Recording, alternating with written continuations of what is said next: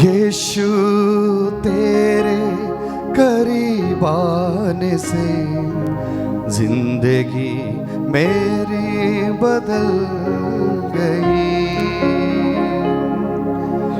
यीशु तेरे छूने से जिंदगी मेरी संवर गई। तालियों के साथ ईश्वर को धन्यवाद देंगे। प्रभु के करीब आने के लिए कोशिश करें।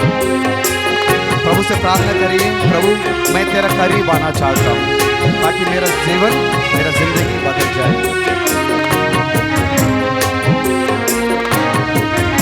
हमको ऐसा प्रेम किया, हम सबको अपना बेटा बना दिया, अपना बेटी बना दिया। पाप के जालों से मुक्ति किया, पाप के बंधनों से छुटकारा दिया, हम सबको चंगाई प्रदान किया। उस ईश्वर को धन्यवाद दें।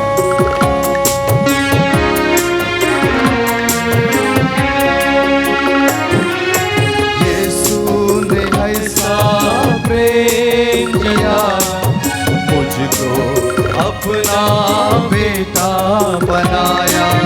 धन्यवाद, धन्यवाद, धन्यवाद। जिंदगी बदलता है, लेकिन जिंदगी उनकी बदलती है जिनके हृदयों पे ये वचन अंकित होता है, जो उसे दिन रात मनन करते हैं, जो सोते बैठते उठते जागते समय, यात्रा करते समय, घर से बाहर आते जाते समय, घर के भीतर आते समय जो उसको मनन करते हैं, जो उसको साथ रखते हैं, जो उस पर भरोसा करते। जिंदगी उनकी बदली है, दूसरों की नहीं बदली है। कई लोग तो ऐसे हैं कि सुनते हैं लेकिन जिंदगी बदलती नहीं है। सिर पर हाथ रखा रखा के बाल निकल गए, गंजे हो गए, लेकिन जिंदगी अभी तक नहीं बदली है। जिस साधना में जाते हैं, जिस रिट्रीट में जाते हैं, फादर जी प्रार्थना कर दो, ले हैंड प्रेयर कर दो, यहाँ से लेकर पंजाब तक, पंजाब से लेकर केरला तक, केरला से लेकर तमिलनाडु तक, ना जाने कितनी यात्राएं कर ली, ना जाने कितनी माता मरियम को हार, फूल, नारियल और जाने क्या क्या चढ़ाया, लेकिन कभी जिंदगी नहीं बदली। वो सोचते हैं कि जिंदगी बदली, लेकिन नहीं, फिर भी खुशी नहीं है। भाई कह रहे थे कि खुश रहो, भाई कह रहे थे खुश रहो, लेकिन मैं ये देखता हूं कि ये खुशी बाहरी है, अंदर से खुशी नहीं है। आप अपने आप से पूछिए कि क्या अंदर से आप खुश हैं? 95% लोग आर्टिफिशियल खुशी को दिखाते हैं, दर्शाते हैं। पति पत्नी जब खाना खाने के लिए कहीं बाहर जाते हैं, मनमुटाव होता है तो वहां पर भी झगड़े होते हैं, उनके रेस्टोरेंट में भी झगड़े होते हैं, हनीमून पे जाएंगे वहां भी झगड़े होते हैं, उनके किसी रिश्तेदारी में जाएंगे वहां भी झगड़े होते हैं, क्योंकि वो आंतरिक खुशी उनकी जिंदगी में नहीं है। आंतरिक खुशी इसलिए जिंदगी में नहीं क्योंकि जीवन बदला ही नहीं है अभी तक। तो आज के इस पवित्र दिन में मैं आपसे कुछ बातें साझा करना चाहता हूं कि आखिर ये समस्याएं क्यों हैं, कि क्यों हमारा जीवन बदलता नहीं है, क्यों हम बदलते नहीं हैं। इतना वचन सुनने के बाद क्यों हमारी परिस्थितियां बदलती नहीं हैं। और परिस्थितियां इसलिए नहीं बदलती हैं क्योंकि हम अपने आप को नहीं बदलते हैं। आप किसी अपनी सास को बदलना चाहते हैं कि ये मेरी सास नहीं सुधरती, ये मेरी सास बदलती नहीं है, सास बोलती मेरी बहू नहीं बदलती है, ये ऐसा करती हैं, वैसा करती हैं, इतना बोलती हैं, ये सेवा नहीं करती हैं, खाना नहीं देती हैं, और पत्नी बोलती हैं पति ऐसा है। मतलब एक दूसरे के ऊपर दोषारोपण लगातार यही बात चलती रहती। और मैं इतने कन्वेंशंस में हर बार ये कहने की कोशिश करता हूं कि आप ये सोच लीजिए कि जब कोई ना बदले तो आप अपनी जिंदगी बदल लीजिए, सब कुछ बदल जाएगा। हमारी समस्या ये है कि हम दूसरों को बदलना चाहते हैं लेकिन हम नहीं बदलते हैं, और इसलिए हम कहीं पहुंचते नहीं, हमारे उद्देश्य कहीं पूरे नहीं होते हैं। हम जो चाहते हैं कर नहीं पाते हैं। इसलिए संत पौलुस बहुत अच्छी तरीके से हमें बताता है कि हमारे अंदर एक द्वंद्व चल रहा है, एक लड़ाई चल रही है। किस प्रकार की लड़ाई? करूं ना करूं, खाऊं ना खाऊं, पहनूं ना पहनूं, माफ करूं ना करूं, प्रेम करूं ना करूं। ये लगातार हमारे अंदर एक लड़ाई चलती रहती है, क्योंकि आत्मा शरीर के विरुद्ध इच्छा करता है और शरीर आत्मा के विरुद्ध इच्छा करता है। कई लोगों ने सोचा होगा आज उपवास करूंगा, कई लोगों ने सोचा होगा कि आज वचन सुनूंगा, कई लोग ये सोच के आए होंगे कि आज जो वचन सुनाया जाएगा उसके द्वारा मेरी जिंदगी में कुछ आशीष आएगी, लेकिन जिंदगी नहीं बदली। अब आप पूछेंगे फादर जी आखिर क्यों ये जिंदगी नहीं बदलती है? तो मैं समझता हूं वचन सुनते हैं, सब कुछ करते हैं, लेकिन रास्ते नहीं बदलते हैं, इसलिए आपकी जिंदगी भी नहीं बदलती। तो ये बहुत सुंदर बात है कि अगर आप अपने आप को बदलना चाहते हैं, जीवन को बदलना चाहते हैं, अपनी जिंदगी को बदलना चाहते हैं, तो अपना रास्ता बदल दीजिए और आप बदल जाएंगे। बोलिए आमीन, हालेलुया। यीशु की स्तुति हो, यीशु को धन्यवाद, यीशु की आराधना हो, यीशु की महिमा हो, यीशु को धन्यवाद। हे प्रभु यीशु, मैं आपका वचन सुनने के लिए आपके चरणों में आया हूं, मुझ पर दया कीजिए, मेरे परिवार पर दया कीजिए। Hallelujah, hallelujah, hallelujah. एक सवाल मैं अक्सर पूछता हूं कि आप सच्चे मसीह हैं? सोच समझ के बोलना, मेरे लिए भी लागू होता है कि आप सच्चे मसीह हैं? Are you a true Christian? सोच लीजिए, उसके बाद मैं कुछ बोलने वाला हूं आगे, फिर शायद जवाब ना आए आपको। पूछिए पूछिए पूछिए, am I a true Christian? Am I a true follower of Jesus Christ? क्या मैं यीशु मसीह का सच्चा अनुयायी हूं? क्योंकि बाइबल ये कहती है अगर आप मसीह के सच्चे अनुयायी हैं तो पुराना सब कुछ समाप्त हो गया है, नया शुरू हो गया है। जो मसीह में आ गया है वो नया बन गया है, वो पुराना नहीं रहा, सब कुछ समाप्त हो गया है। लेकिन अगर आप ये कहते हैं कि हम सच्चे मसीह हैं, तो सच्चे मसीहों में और गैर मसीहों में अंतर क्या है? फिर अंतर क्या है? आप में और उनमें अंतर क्या है? वो भी गाली देते हैं, आप भी देते हैं। वो भी झगड़ा करते हैं, आप भी करते हैं। वो भी गर्भपात करते हैं, आप भी करते हैं। वो भी नशा करते हैं, आप भी करते हैं। वो भी घर में मनमुटाव रखते हैं, ईर्ष्या द्वेष रखते हैं, आप भी रखते हैं। वो माफ नहीं करते, आप भी माफ नहीं करते हैं। जैसा वो करते हैं वैसा आप भी करते हैं। तो उनमें और आप में फर्क क्या है? उनमें और आप में फर्क क्या है? क्या अब आप कह सकते हैं कि मैं सच्चा मसीह हूं? मैं समझता हूं कि हम नहीं कह सकते हैं। बस हमें यही चीज को सोचने समझने की जरूरत है।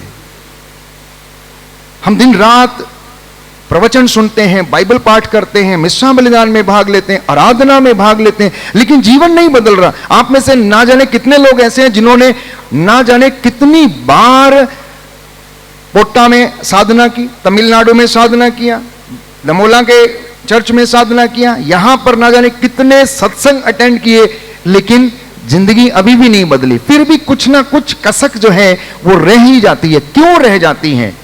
क्यों रह जाती हैं प्यारे भाइयों और बहनों? आज उन बातों पर हम मनन चिंतन करेंगे। तो मैं समझता हूं कि समस्या शायद यहां से शुरू होती है। अगर आप अपने पास पड़ोस में देखें तो लोग अशांति का जीवन व्यतीत करते हैं। लोगों में झगड़ा है, मनमुटाव है, बहुत सारी बातें ऐसी हैं आज संसार में, समाज में और हमारे पास पड़ोस में। चोरी, हत्या, शोषण, धोखा, लड़ाई, मनमुटाव, ईर्ष्या, द्वेष, निंदा, एक दूसरे को मार डालने, मार काटने, फाड़ खाने वाली ऐसी जो बातें हैं इंसान के अंदर है या नहीं है? क्या आप अपने को महफूज समझते हैं इस दुनिया में या नहीं समझते हैं? मैं समझता हूं कि बहुत सारे लोग अपने को महफूज नहीं समझते हैं। रात को आप आ जा नहीं सकते, कहीं बाहर नहीं निकल सकते, आप डर लगता है कि कोई लूट ना ले, डर लगता है कोई मार ना दे, डर लगता है कि कोई ऐसा ना। आखिर क्यों? अगर आप वचन पढ़ेंगे उत्पत्ति ग्रंथ अध्याय 6 पद संख्या 12 में, तो वहां पर लिखा हुआ है ईश्वर ने देखा कि संसार भ्रष्टाचारी हो गया है। बार बार ये वचन पढ़कर मैं सुनाता हूं। उत्पत्ति ग्रंथ से आपके लिए मैं ये वचन पढ़ूंगा कि आखिर हमारी समस्या क्या है, इस संसार की समस्या क्या है। जब मनुष्यों का पापाचरण बढ़ गया तो लिखा है उत्पत्ति ग्रंथ अध्याय 6 पद संख्या 12, ईश्वर ने देखा कि संसार भ्रष्टाचारी हो गया है क्योंकि सब शरीरधारी कुमार्ग पर चलने लगे थे। किस पर चलने लगे थे?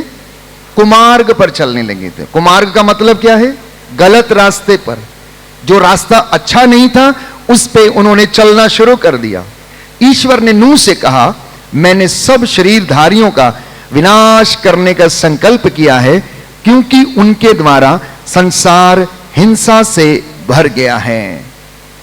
तो संसार हिंसा से कैसे भरा? मनुष्यों के द्वारा। क्यों भरा? क्योंकि उन्होंने गलत रास्ते अख्तियार किए। ईश्वर का रास्ता छोड़कर उन्होंने अपने रास्ते अपनाए। इसलिए यशाया नबी के ग्रंथ में हम पढ़ते हैं कि वे अपने मार्ग छोड़कर, ईश्वर के मार्ग छोड़कर उन्होंने अपने रास्ते अपनाए हैं। और एजेकियल नबी के ग्रंथ में हम पढ़ते हैं कि अब वो भटकी हुई भेड़ों के समान है, भटकी हुई भेड़ों के समान है, जिन्हें पता नहीं लगता है। यहां हरियाली देखी, यहां मुंह मारना शुरू किया, वहां हरियाली देखी, वहां मुंह मारना शुरू किया, यहां कुछ देखा, यहां। आज इंसानों की, विश्वासियों की यही गति है। शांति नहीं है, विश्वास में दृढ़ता नहीं, विश्वास पक्का नहीं हुआ प्यारे भाइयों और बहनों।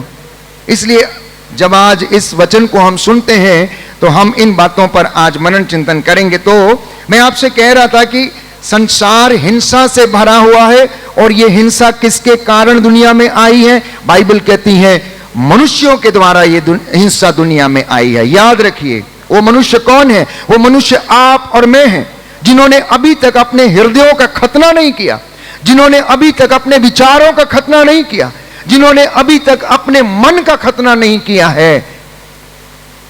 हम दुनिया की बातों को बदलते हैं, दुनिया को बदलना चाहते हैं, हम चाहते हैं हमारा अधिकारी बदल जाए, लेकिन हमारी सोच नहीं बदलती है, हमारा विचार नहीं बदलता है, हमारा हृदय परिवर्तन नहीं होता है। तो क्या आप सोचते हैं कि चीजें बदल जाएंगी? नहीं बदल जाएंगी, नहीं बदलेंगी प्यारे भाइयों और बहनों। यीशु ने इसलिए यह बात कही कि जब तेरी आंख में तिनका है तो अपने भाई की आंख में लट्ठा क्यों देखता है?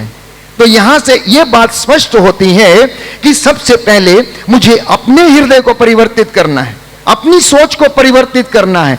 जैसा आपका नजरिया होगा वैसी ही आपको चीज दिखेगी, जैसी आपकी सोच होगी वैसा ही आपके सामने वाला आपको नजर आएगा, जैसा आप विचार करेंगे वैसी ही चीजें आपके सामने होंगी। अगर आप सकारात्मक हैं तो सकारात्मक रवैये के साथ आप आगे चलेंगे, और अगर आप नकारात्मक हैं, नेगेटिव एटीट्यूड आपके अंदर भरा है, तो सब आपको नेगेटिव ही नजर आएंगे, सबकी आंख में तिनका ही नजर आएगा आपको और मुझे। इसलिए प्रभु चाहता है कि ये जिंदगी हमारी बदले, और जब ये हमारी जिंदगी बदलेगी तो हम खुद ब खुद बदल जाएंगे, कलीसिया बदलेगी, परिवार बदलेगा प्यारे भाइयों और बहनों। इसलिए परिवार में किसी एक व्यक्ति का पश्चाताप करना अनिवार्य है, किसी एक या दो व्यक्तियों को बदलना जरूरी है, मम्मी पापा को बदलना जरूरी है, सास ससुर को बदलना जरूरी है, और उनको चीजों को सकारात्मक रवैये से जैसा प्रभु चाहता है वैसा हमें देखने की आवश्यकता है। बोलिए आमीन, हालेलुया, हालेलुया। यीशु की स्तुति हो, यीशु को धन्यवाद, यीशु की आराधना हो, यीशु की महिमा हो, यीशु को धन्यवाद। Hallelujah, hallelujah. तो इंसान की जिंदगी में ये समस्याएं क्यों हैं? सबसे बड़ी समस्या है स्वार्थ। हर इंसान में थोड़ा बहुत स्वार्थ जो है वो छिपा हुआ है। उस स्वार्थ के कारण अपेक्षाएं बहुत ज्यादा हैं, और जब अपेक्षाएं पूरी नहीं होती हैं तो अशांति घर में शुरू हो जाती है, जिंदगी में अशांति आनी शुरू हो जाती है। और ये अशांति क्यों है? पारिवारिक समस्याओं के कारण, बच्चों की जिंदगी को लेकर, लड़की जवान हो गई है उसके जीवन को लेकर, आप चाहते हैं कि उसे किसी अच्छे व्यक्ति को सौंपा जाए, लेकिन वो कहीं और अपना दिल लगाकर बैठी हैं, तो इसलिए मम्मी पापा अभी दुखी हैं, घर में अशांति का माहौल है, साथ में उठ बैठ के खाना नहीं खा पाते, एक दूसरे से आंखें नहीं मिला पाते, एक इधर को जाता है तो दूसरा इधर को जाता है, सुबह मिले बिना चले जाते हैं। पारिवारिक समस्याएं। दूसरा, आर्थिक तंगियों के कारण। तीसरा, आपसी रिश्तों में मनमुटाव है, खटास है, उसके कारण। व्यक्ति की जीवन में अपेक्षाएं पूरी नहीं हो रही हैं। मम्मी चाहती है कि बच्चे ऐसा करें, बच्चे चाहते हैं कि मम्मी पापा ऐसा करें, सास चाहती है कि मेरी बहू इस तरीके का जीवन जिए, लेकिन बहू चाहती है कि अब मेरी सास जो है नए जमाने की तरह जिंदगी जिए, नए लोगों के जैसे जिंदगी जिए। आपको क्या पता है, अरे वो आपका जमाना और था जब आप स्कूटर पे चला करती थी, अब तो हम मर्सिडीज बेंज पे जाएंगे, अब तो हम स्कूटी पे जाएंगे। तो बहुत सारी बातों में प्यारे भाइयों और बहनों तालमेल नहीं बैठता है। इसकी वजह से क्योंकि हमारे अंदर स्वार्थ है, उस स्वार्थ के कारण अशांति है, उस अशांति के कारण मेरा और आपका जो जीना है वो प्यारे भाइयों और बहनों बहुत ज्यादा उसमें उथल पुथल है। और यही कारण है कि मैं और आप परेशान हो जाते हैं। और कुछ लोग इस परेशानी से छुटकारा पाने के लिए फिल्म देखने लगते हैं, तो कुछ और काम करने लगते हैं, कुछ ऐसी चीजों को चुन लेते हैं, जैसे सीरियल्स हो गए, वीडियो गेम्स हो गए, पूरा समय उस पे। आजकल के बच्चे वीडियो गेम पे, और पुराने जमाने में ये सब नहीं था तो लोग क्या करते थे, नॉवल पढ़ा करते थे, नॉवल में लगे रहते थे। पुराने जमाने में टेलीविजन था तो उस समय एक सीरियल आता था तो मम्मी जल्दी से खाना बना के पूरा 2 बजे से बैठ जाएगी और 4-5 बजे तक सीरियल चलते रहेंगे, और 5 बजे उठेगी, झाड़ू पोछा करेगी, उसके बाद खाना बनाएगी, रात को फिर से 9 बजे सीरियल शुरू,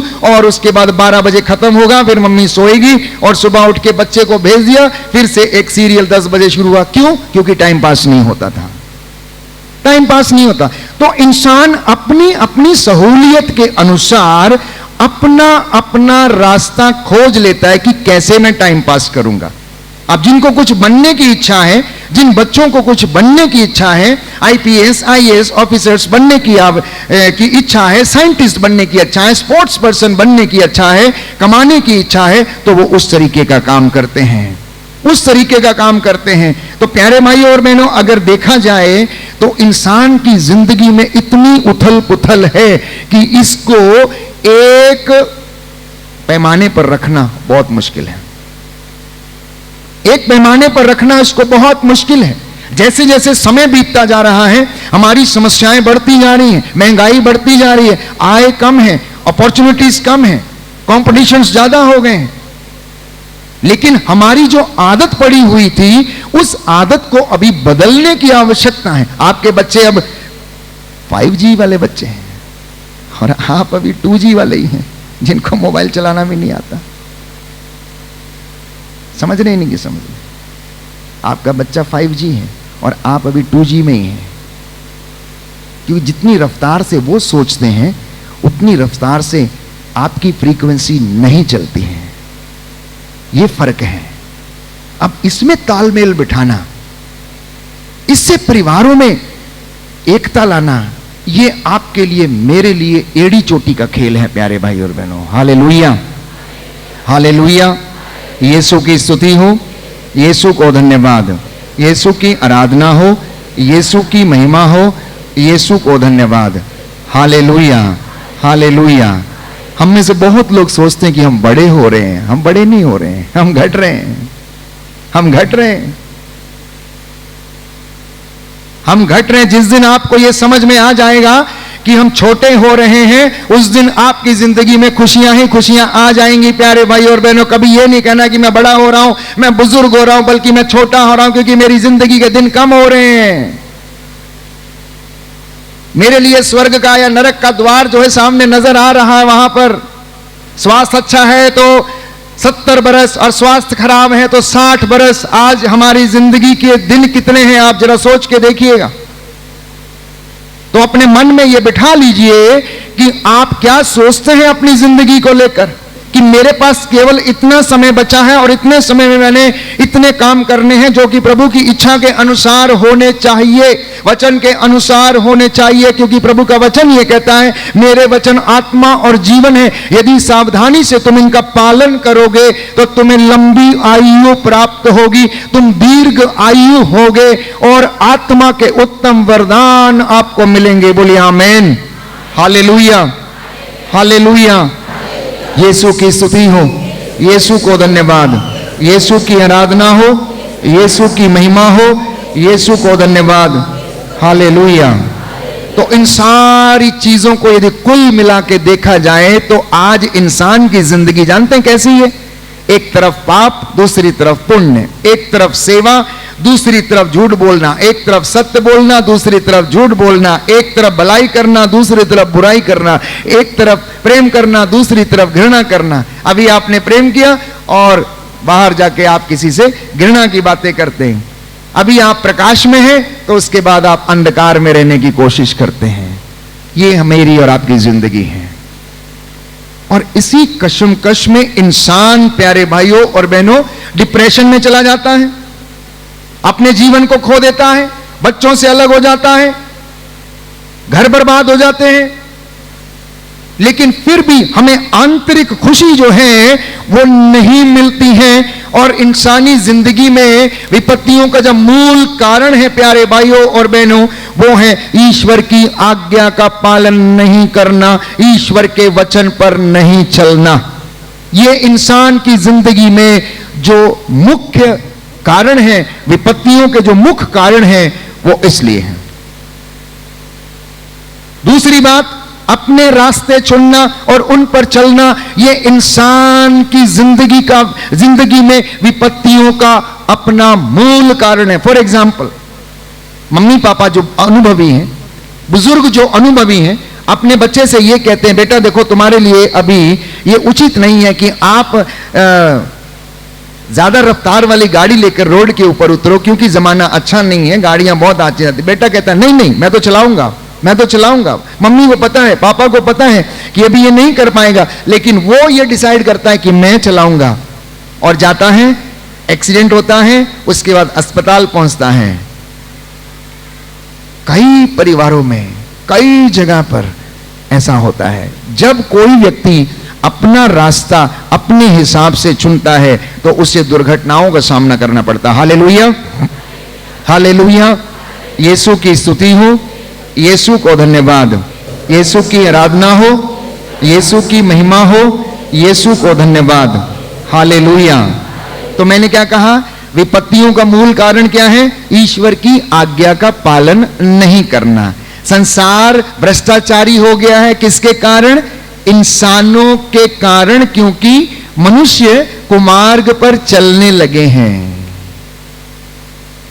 तीसरा मैंने कहा, अशांति क्यों है? क्योंकि मनमुटाव है, स्वार्थ है, स्वार्थपरता है, अपने फायदे के लिए हम करते हैं, इसलिए अशांति में जीवन व्यतीत करते हैं। फिर से मैंने कहा, आर्थिक तंगी है, इसके कारण परिवार में अशांति है, अपेक्षाएं पूरी नहीं होती हैं, इसलिए जिंदगी में बहुत सारे कष्ट आते हैं। तो ये एक चेतावनी है। जब हमारी जिंदगी में दुख आता है, कष्ट आता है, तो ये प्रभु हमारी जिंदगी में एक चिन्ह के रूप में हमें दिखाता है, बेटा स्टॉप, बेटा स्टॉप, देखो, रुको, देखो और जाओ, रुको, देखो और जाओ। तो मान लीजिए, जब जिंदगी में कोई बीमारी आती है, जब जिंदगी में कोई तूफान आता है, जिंदगी में कोई महामारी आती है, जिंदगी में कोई कष्ट आता है, परिवार में कोई गड़बड़ी हो जाती है, तो समझ लेना ये ईश्वर की ओर से एक चेतावनी के रूप में मुझे और आपको दिखाया जाता है कि परमेश्वर राज्य करता है और वो चाहता है, बेटा stop, see and then go. उसकी बातों पर अमल करने का वो समय है। समय के चिन्ह को पहचानने की आवश्यकता है, समय के चिन्ह को पहचानने की आवश्यकता है।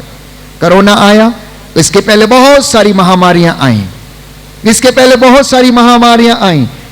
अब परमेश्वर ने इसको होने दिया, उसका नतीजा क्या हुआ? लोगों को, प्यारे भाइयों और बहनों, ईश्वर के वचन का, ईश्वर के अस्तित्व का एहसास हुआ कि हम उसके बगैर कुछ भी नहीं है। लोग ऑक्सीजन के लिए तरस गए, लेकिन ऑक्सीजन नहीं मिली। लोग अपने पैसे पर भरोसा करते थे, लेकिन अपनी जिंदगी नहीं बचा पाए। उनको समझ में आया, क्योंकि परमेश्वर उन्हें बताना चाहता था कि मैं हूं जो हूं।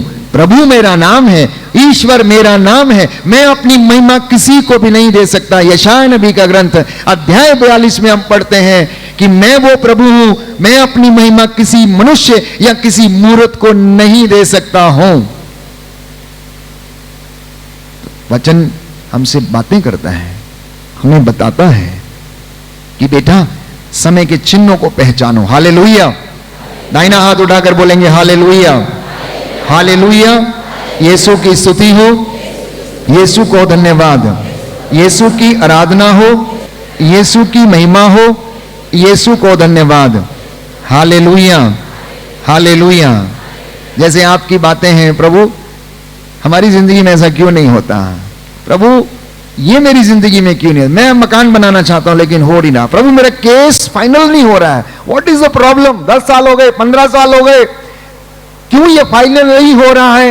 हो सकता है प्रभु ये चाहता है कि आप अपने मुद्दई से समझौता कर लो, लेकिन उसने इसके लिए आपको 15 साल दिए कि आप अपने मुद्दई के साथ समझौता कर लो, और 15 साल तक आप अभी तक केस नहीं जीते हैं।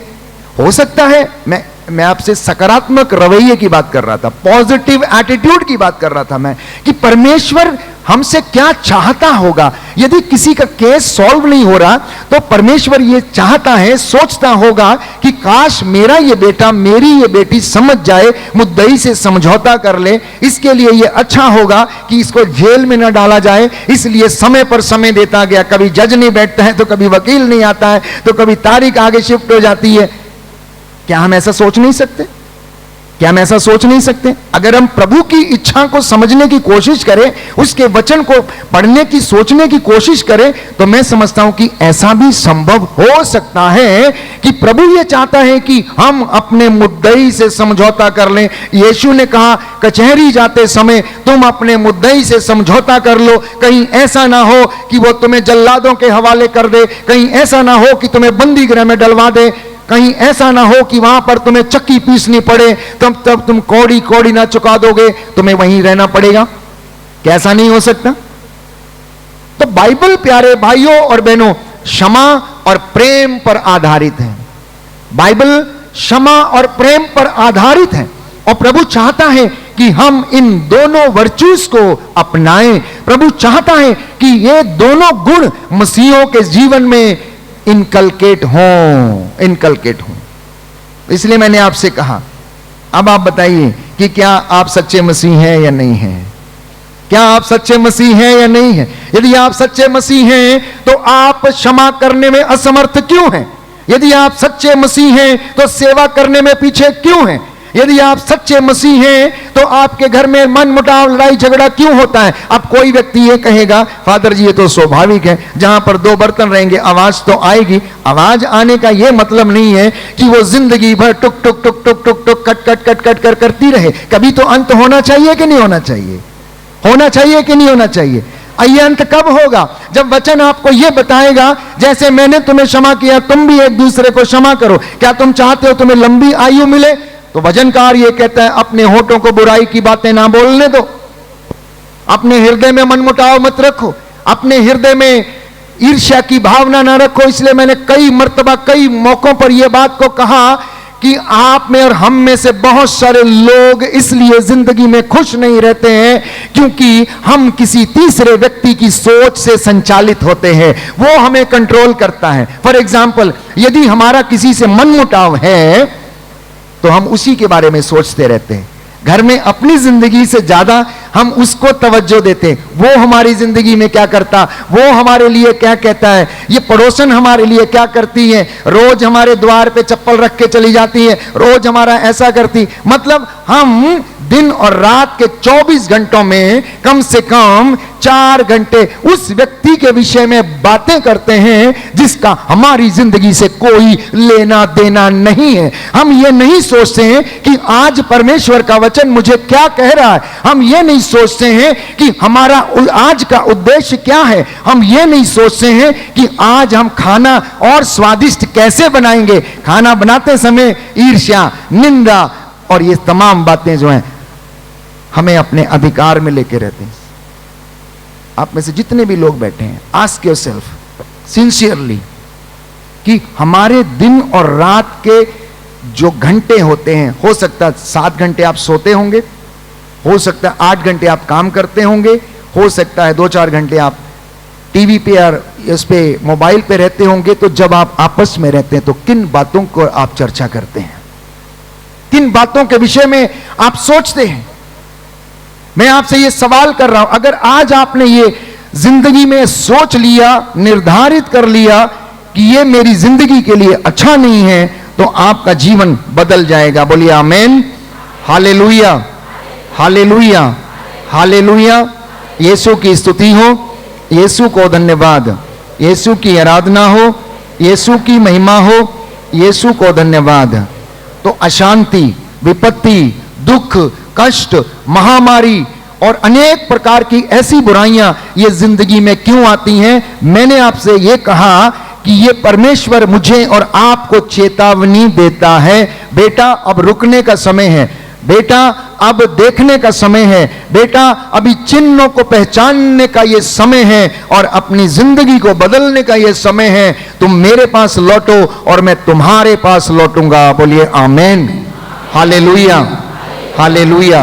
एक और बड़ी समस्या है, आप में से सब में से जो यहां बैठे हैं, मैं समझता हूं विश्वासी हैं, जो वचन पढ़ते हैं, मसीह लोग हैं, जो वचन पढ़ते हैं लेकिन वचन को अमल नहीं करते हैं। मैंने कहा एग्जीक्यूट नहीं करते हैं, इधर से सुना इधर से निकाल लिया। इस हॉल के बाहर जाएंगे तो हमारी जिंदगी वैसी ही रहेगी, वैसी ही रहेगी। एक एक वचन यहां जो सुना है उसमें से कम 1% अपनी जिंदगी में लागू कर लेना, आपकी जिंदगी में बदलाव शुरू हो जाएंगे। प्यारे भाइयों और बहनों, अपनी जिंदगी के क्षेत्र में 1% यदि आपने सुधार कर लिया तो मैं समझता हूं कि वो आपकी जिंदगी का सबसे बड़ा चमत्कार होगा। आज दुनिया चमत्कार देखना चाहती है कि अंधे चंगे होते, लंगड़े चंगे हो जाएं, बीमारी चली जाए, वो जाती है प्यारे भाई और बहनों, लेकिन वो चमत्कार उस दिन सबसे बड़ा होगा जिस दिन आपका ये पुराना जीवन बदल जाएगा और आप नए बन जाएंगे, नए तरीके से सोचने लगेंगे, नई दृष्टि से देखने लगेंगे। ईश्वर के प्रेम और उसकी लंबाई, उसके प्रेम की लंबाई, चौड़ाई और गहराई को जब आप अनुभव करने लगेंगे, वो आपकी जिंदगी का सबसे बड़ा चमत्कार होगा। प्यारे भाइयों और बहनों, वो आपकी जिंदगी का चमत्कार होगा। जिस वचन को सुन के संध्या के समय 3000 लोगों का मन परिवर्तन हुआ, उन्होंने ईसा का नाम का बपतिस्मा ग्रहण किया, यह वचन वही था जो आज मैं आपको सुना रहा हूं यीशु के नाम पर, कि यीशु जिंदा है, वो जी उठा है, ईश्वर ने उसे मुर्दों में से जिलाया है। यह हमारे ईस्टर का आनंद है कि हमारा प्रभु जिंदा है। उसे मारा गया, लताड़ा गया, सूली के ऊपर उसको लटकाया गया, उसके हाथ पैरों को कीलों से छेदा गया, क्रूस पर उसे ठोका गया, लकड़ी के काट पर उसे लटकाया गया। प्यारे भाइयों और बहनों, धरती के गर्भ में उसे रखा गया, लेकिन धरती ने कहा तू तो मेरा है ही नहीं, तू तो मेरी मिट्टी का है ही नहीं, तेरी जगह यहां पर है ही नहीं, इसलिए मैं तुझे अब 3 दिन से ज्यादा अपने अंदर अपने पास नहीं रख सकती हूं, तेरी जगह जहां पर है तू वहां जा। उसने अपना मुंह खोल दिया, कब्र ने अपना मुंह खोल दिया, बोली मैं नहीं रख सकती। लेकिन यीशु का अधोलोक में जाना इसलिए अनिवार्य था ताकि इस दुनिया में उनके रहते रहते कोई छूट ना जाए। वो गए और मृतकों को भी सुसमाचार सुनाया उन्होंने। और आप जानते हैं जिस दिन वो जिंदा हुए उस दिन कब्रों के मुंह खुल गए। प्यारे भाइयों और बहनों, उसके साथ बहुत से मृतक जी उठे, वो पुनर्जीवित हो गए। प्यारे भाई और बहनों, ये पुनरुत्थान का आनंद है, ये ईस्टर का आनंद है। इसके विषय में थोड़ी देर में हम बात करेंगे, लेकिन उससे पहले मैं आपसे ये बताने की कोशिश कर रहा हूं कि यीशु की जिंदगी में इतना कष्ट, इतनी परेशानी, इतना दुख उनकी जिंदगी में था कि मेरा और आपका दुख उनके दुखों के सामने कुछ भी नहीं है, कुछ भी नहीं है प्यारे भाइयों और बहनों। और वो दुखों को सहता गया। अब आप जब ऐसी बातें मैं बोलता हूं तो आप में से कुछ लोग ये कहते हैं, फादर जी वो तो प्रभु थे ना, वो तो ईश्वर का बेटा था। मतलब आप ईश्वर के बेटे नहीं हैं, आप ईश्वर के बेटे नहीं हैं, आपको वो सामर्थ्य नहीं दिया गया। संत पौलुस कहता है आपको बपतिस्मा के दौरान पवित्र आत्मा दिया गया है, आपको उस पवित्र आत्मा के सामर्थ्य से विभूषित किया गया है। फर्क सिर्फ इतना है कि यीशु को यह हमेशा याद रहता था कि ईश्वर उनके साथ है, आत्मा उनके द्वारा काम करता है, लेकिन मैं और आप आत्मा का बटन जो है ऑफ करके रखते हैं। जब हमें जरूरत होती है हम उसको ऑन कर लेते हैं, जब हमें जरूरत नहीं होती है, पवित्र आत्मा तुम वहां बैठो, अभी मैं जा रहा हूं अपना काम करने के लिए। यह प्रॉब्लम है। यीशु का काम क्या था? संध्या समय आदत के अनुसार कितने भी थके हो, कितने भी उनका काम क्यों ना हो, लेकिन पहाड़ी में एकांत में जाके बैठ के बातें किया करते थे। क्या बातें करते थे? पिता से क्या पूछते थे? क्या पूछते थे? अब्बा पिता, कल लाजरस को जिंदा करना है, बोल कैसे होगा, कौन से समय पे करूं? शायद ईश्वर ने कहा होगा, यीशु चिंता मत करना, जब वहां पर बहुत सारे लोग इकट्ठे हो जाएं, शास्त्री फरीजी जब वहां पर आ जाएं, तो मेरी महिमा दिखाने का एक मौका रहेगा, तो उस समय उसको बाहर बुलाना। क्या ऐसा नहीं हो सकता?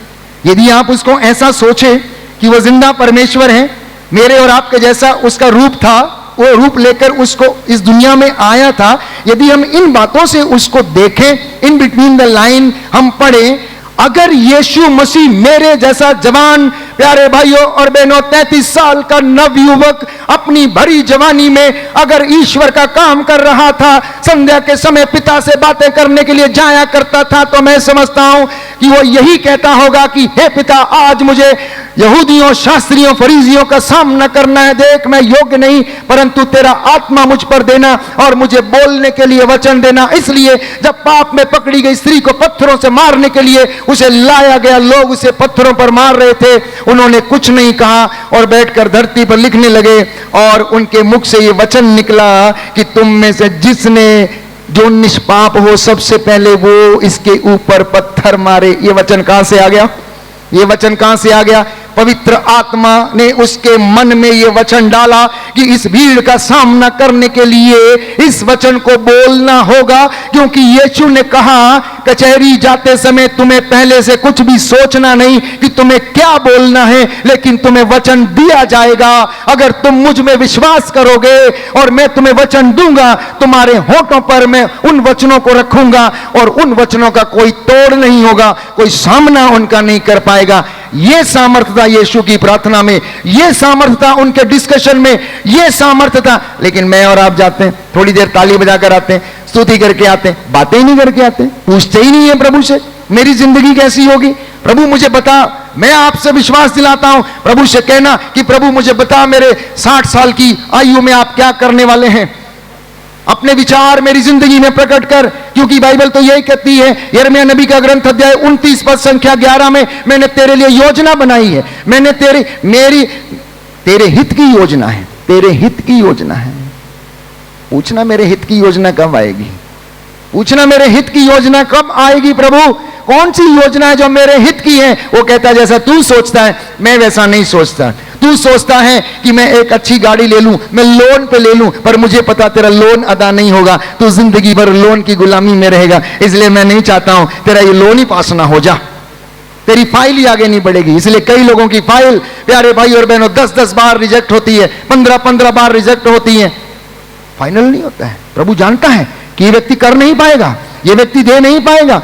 कई बार ऐसे मौके पर जब लोग सवाल करते हैं, पूछते हैं, तो आंसर देना बड़ा मुश्किल होता है। लेकिन अगर आप प्रभु की बातों को सुने और समझें, तो प्रभु हमसे बातें करता है प्यारे भाई और बहनों। इसलिए अपनी जिंदगी की योजनाओं के विषय में पूछना, बच्चों के विषय में पूछना और समय के चिन्ह को पहचानना, क्योंकि बाइबल ये कहती है प्यारे भाई और बहनों, आमोस नबी के ग्रंथ अध्याय 3 पद संख्या 10 में, कि उनको सदाचरण करना नहीं आता, वे तो अपने गढ़ों में हिंसा और हराम की कमाई जमा करते हैं, और यही कारण है उनकी जिंदगी में अशांति है। हालेलुया, हालेलुया, यीशु की स्तुति हो, यीशु को धन्यवाद, यीशु की आराधना हो, यीशु की महिमा हो, यीशु को धन्यवाद।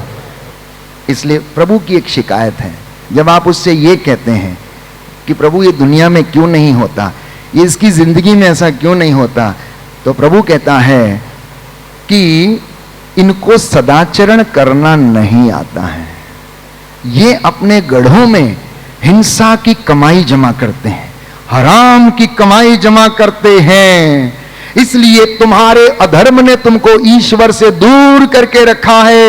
यशायाह नबी का ग्रंथ अध्याय 59, बुक ऑफ आइजाया चैप्टर 59, तुम्हारे अधर्म ने तुमको ईश्वर से दूर किया हुआ है।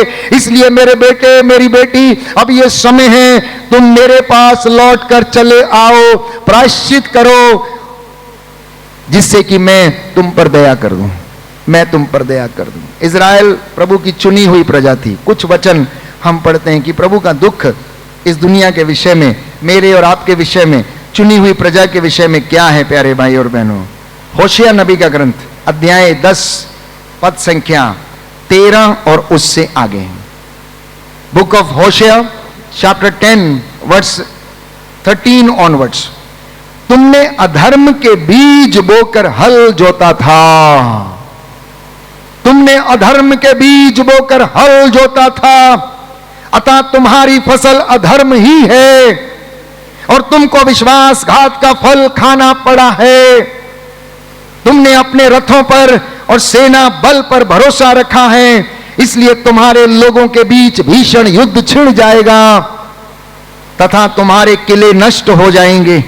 स्मरण रहे, सलमान ने युद्ध से बेत अरबेल को नष्ट किया था और बच्चों के साथ ही माताओं को भी मौत के घाट उतार दिया था।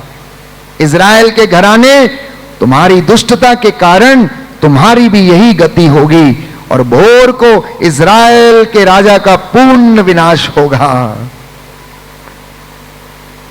ये बात इज़राइल के विषय में।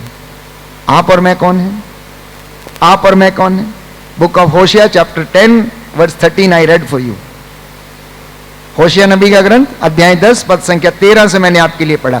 यह वचन इज़राइल के लिए था। आप और मैं क्या हैं? नए इज़राइल है, नई प्रजा है, चुने गए लोग हैं। पवित्र आत्मा का पान हमें कराया गया है। पवित्र आत्मा और जल का बपतिस्मा मुझे और आपको दिया गया। पवित्र आत्मा का बपतिस्मा, प्यारे भाई और बहनों, प्रभु ये कहता है कि अब मेरी बात सुनो, हे इज़राइल के घराने, तुम्हारी घोर दुष्टता के कारण तुम्हारी भी यही गति होगी और भोर को इज़राइल के राजा का पूर्ण विनाश होगा। यदि तुम अपना जीवन परिवर्तित नहीं करोगे तो सब के सब नष्ट हो जाओगे। Hallelujah, hallelujah, hallelujah. आगे लिखा है, इफ्राइम 12 वंशों में से एक वंश, प्रभु का चुना हुआ वंश था। प्यारे भाई और बहनों, लिखा है जब इफ्राइम का स्वर सुनाई देता था तो सब लोग कांप उठते थे। क्या होता था? जब इफ्राइम का स्वर सुनाई देता था तो लोग उसका नाम सुन के कांप उठते थे, क्योंकि वह तो महान ही था, किंतु बाल देवता की पूजा करके उसने अपराध किया और इससे वह मृत्यु को प्राप्त हो गया और वह उनका पाप बढ़ता ही जा रहा है। वे ढली मूर्तियां, मनुष्यों की कृतियां बनाते, चांदी से कुशल कारीगर उन्हें गढ़ते हैं। वे कहते हैं इनकी पूजा करो। मनुष्य बछड़ों को, मूर्तियों को चूमते, इसलिए वे प्रातः काल के कोहरे की तरह और ओस की बूंदों की तरह लुप्त हो जाएंगे। खलिहान में उड़ाए गए भूसे के समान या खिड़की से निकलने वाले धुएं के समान, कहता है, विलीन हो जाएंगे। ओ इफ्राइम, तुझे मैंने चलना सिखाया। ओ यूदा, जब तू मां की गोद में खेलता था तब तुझे मैंने संभाला। देख, मैं तेरे बाल पक जाने तक ऐसा ही करूंगा। हे इज़राइल, हे यूदा, मैंने तेरे साथ कौन सी ऐसी नाइंसाफी की थी जिसका तूने मुझे यह सिला दिया कि तू मुझे छोड़कर इन तमाम चीजों की, सृजित वस्तुओं की पूजा करने लगा? मुझे बता। यह परमेश्वर का, प्यारे भाइयों और बहनों, दुख था जो इफ्राइम से और आपसे और मुझसे आज वो पूछता है कि मैंने तुम्हारे साथ ऐसा क्या किया है जिसका तुमने मुझे यह सिला दिया है? ये डालियां कितनी सुंदर थी, ये डालियां कितनी पवित्र थी, ये डालियां कितनी अच्छी थी, इनके फल इतने कड़वे क्यों हैं? जबकि परमेश्वर ये चाहता है। मलाकी के ग्रंथ अध्याय 2 पद संख्या 14 में लिखा हुआ है, परमेश्वर दंपतियों से धर्मी संतति की उत्पत्ति चाहता है। आप वचन में पढ़ेंगे, अध्याय 2 पद संख्या 14 से लेकर 16 तक, तो उसमें प्रभु का वचन स्पष्ट करता है कि परमेश्वर प्यारे भाइयों और बहनों तलाक से घृणा करता है। दंपतियों से क्या चाहता है? वो आपके और आपकी पत्नी के बीच जो युवावस्था में ब्याही गई आपके साथ, वो क्या है? आपका साक्षी है। और वो चाहता है कि आप एक धर्मी संतति उत्पन्न करें, क्योंकि उसने एक सुंदर लता लगाई, बाइबल कहती है उसने एक सुंदर लता लगाई जो उसे बहुत प्रिय थी, जो बड़ी हो गई। लेकिन आश्चर्य की बात यह है, प्रभु यह कहता है कि इसके फल कड़वे कैसे हो गए, इसकी डालियां जंगली कैसे हो गई। परमेश्वर इस बात को नहीं समझ पाता है, इसलिए कहता है ओ इफ्राइम, तेरा नाम सुनकर लोग डरते थे, लेकिन अब वो तेरे ऊपर हंसते हैं। आगे परमेश्वर कहता है, हे इफ्राइम, पद संख्या 12 में, होशिया नबी का ग्रंथ अध्याय 13 पद संख्या 12 में, इफ्राइम के अपराधों की गठरी बांधी हुई है, उसके भंडार पापों से भरे हुए हैं, प्रसव पीड़ा शुरू हो गई, किंतु मूर्ख शिशु को समय का क्या पता है, वह बाहर निकलता ही नहीं। क्या मैं फिरौती चुकाकर अधोलोक के वश से उन्हें बचाऊं? क्या मैं मृत्यु से उनका उद्धार करूं? काल, तेरी महामारियां कहां हैं? अधोलोक, कहां है तेरा विनाश? मेरा तो कलेजा पत्थर हो गया है। इफ्राइम नरकुल झुरमुट के बीच फले फूले तो सही, किंतु पुरवाई बहेगी, उजाड़ से प्रभु ईश्वर की सांस, उसके झरने बंद हो जाएंगे, उसके सोते सूख जाएंगे, उसका समस्त धन वैभव जो है वो लुट जाएगा, अगर इफ्राइम अपना जीवन नहीं बदलेगा। विश्वासी अगर अपना जीवन नहीं बदलेगा, मसीह यदि प्रभु की वाणी पर ध्यान देकर नहीं चलेंगे, तो इसी तरह इफ्राइम के समान वो भी नष्ट हो जाएंगे। नरकुल जानते हैं क्या होता है? नदी के किनारे एक पानी वाला पौधा उगता है, जिस बहुत लंबा होता है लेकिन अंदर से खोखला होता है। जब हवा आती है तो वो क्या करती है, उसका सिर जो है नीचे झुक जाता है, क्योंकि उसके अंदर अपना कोई स्ट्रेंथ नहीं होता। उस नरकुल झुरमुट की बात यहां पर नबी करता है, प्यारे भाइयों और बहनों, होशिया नबी। तो मैं और आप वही इफ्राइम है, वही इज़राइल है, वही यूदा है, जिन्हें आज परमेश्वर का वचन सुन के अपने मन को फिराने की आवश्यकता है। हालेलुया, हालेलुया, यीशु की स्तुति हो, यीशु को धन्यवाद, यीशु की आराधना हो, यीशु की महिमा हो, यीशु को धन्यवाद। Hallelujah, hallelujah.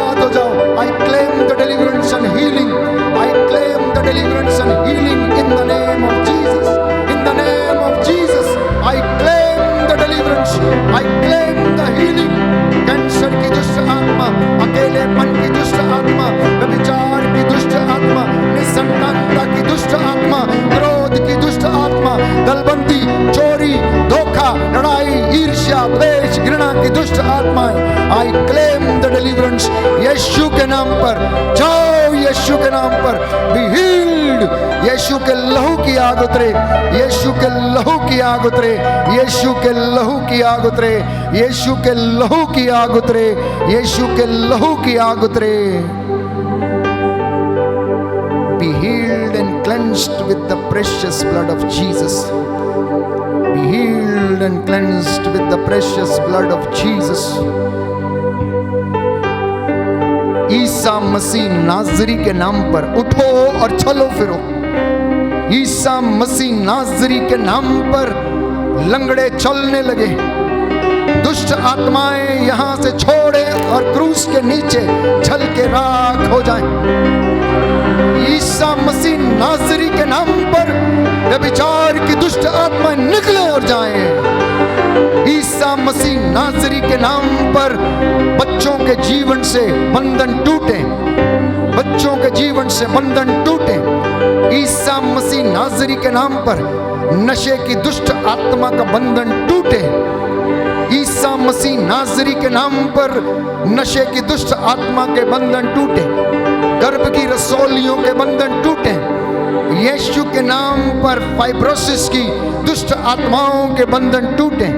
सफेद दाग, लिकोरिया जैसी समस्याएं, ब्रेन ट्यूमर की समस्याएं, पेट के बंधन, गैस्ट्राइटिस के बंधन, लकवे के बंधन, हड्डियों के रोग, टीबी के रोग, अस्थमा के रोग, यीशु के नाम पर आपको छोड़े, यीशु के नाम पर आपको छोड़े और जाएं। यीशु के नाम पर बेरोजगारी की दुष्ट आत्मा अभी और इसी वक्त आपको छोड़े और जाए। बोले आमीन, आमीन। प्रभु हमारे बीच में है, प्यारे भाई प्यारी बहन, वो आया है हमें चंगा करने के लिए। उसके छूने से बड़े बड़े काम होते हैं। यदि वो छू ले तो रोगी चंगे हो जाते हैं, कोई उसे विश्वास से छू ले वो चंगा हो जाता है। यीशु आया है, यीशु आया है। स्वागत करना अपने बीच में। आप में से बहुतों को उसने छू लिया, चलते चलते उसने छू लिया, चलते चलते उसने आशीर्वाद दे दिए, चलते चलते उसने प्यारे भाई प्यारी बहन दुष्ट आत्माओं को झिड़का, डांटा।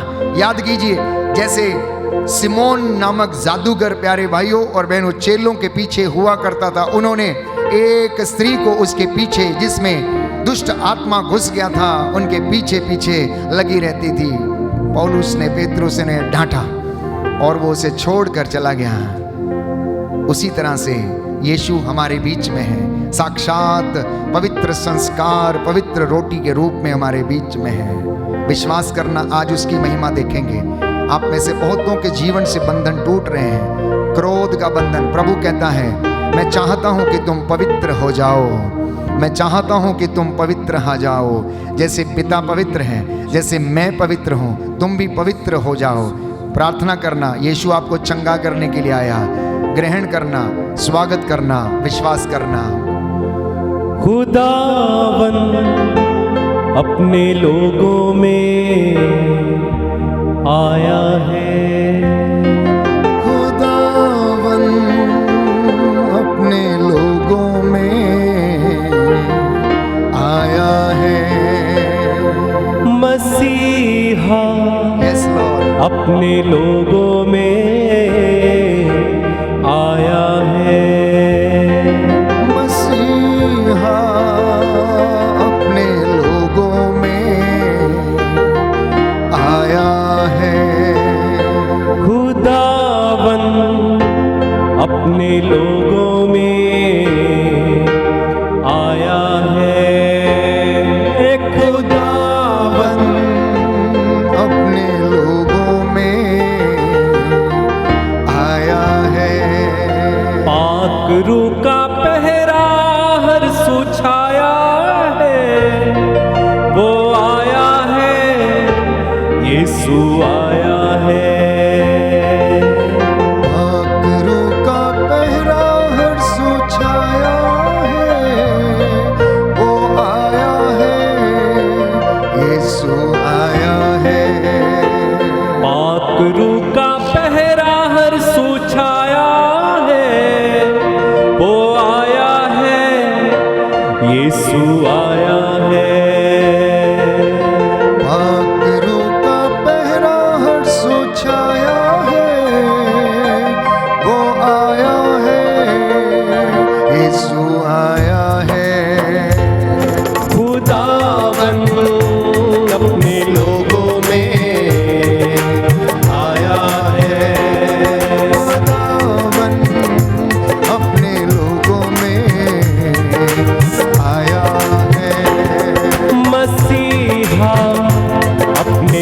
लोगों में आया है मसीहा। अपने लोगों में आया है। पाक रूह का पहरा हर सू छाया है, वो आया है, यीशु आया है। पाक रूह का पहरा सुछाया है, वो आया है, यीशु आया है। खुदावन अपने लोगों में आया है। खुदावन अपने लोगों में आया है। दुश्मन सारे भागेंगे, हालेलुया, बंधन सारे टूटेंगे। हालेलुया, दुश्मन सारे भागेंगे, हालेलुया, बंधन सारे टूटेंगे। हालेलुया। क्योंकि उसने डेरा अपने लोगों में लगाया है। यीशु आया। ताली बजा के खुदावन के साथ खुदावन अपने लोगों में आया है। हालेलुया। खुदावन अपने लोगों में आया है। फिर से खुदावन अपने लोगों में आया है। खुदावन अपने लोगों में आया है। वो आया है, वो आया है, वो आया है, आया है। वो आया है। आया है। यीशु आया है, आया है। यीशु आया है, आया है। यीशु आया है, यीशु आया है, आया है। यीशु आया है, यीशु आया है, यीशु आया है, यीशु आया है। खुदावन अपने लोगों में आया है। खुदावन अपने लोगों में आया है। खुदावन अपने लोगों में आया है। खुदावन अपने लोगों में आया है। ओ खुदावन अपने अपने लोगों में आया है। आप में से कुछ लोग अंदरूनी बीमारियों से पीड़ित हैं। आंखें बंद करें इस वक्त।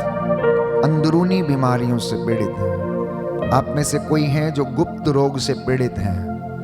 आप में से कुछ लोग हैं, कुछ व्यक्ति हैं जो गुप्त रोग से पीड़ित हैं। प्रभु वचन दे रहे हैं, निर्गमन ग्रंथ अध्याय 15 पद संख्या 26।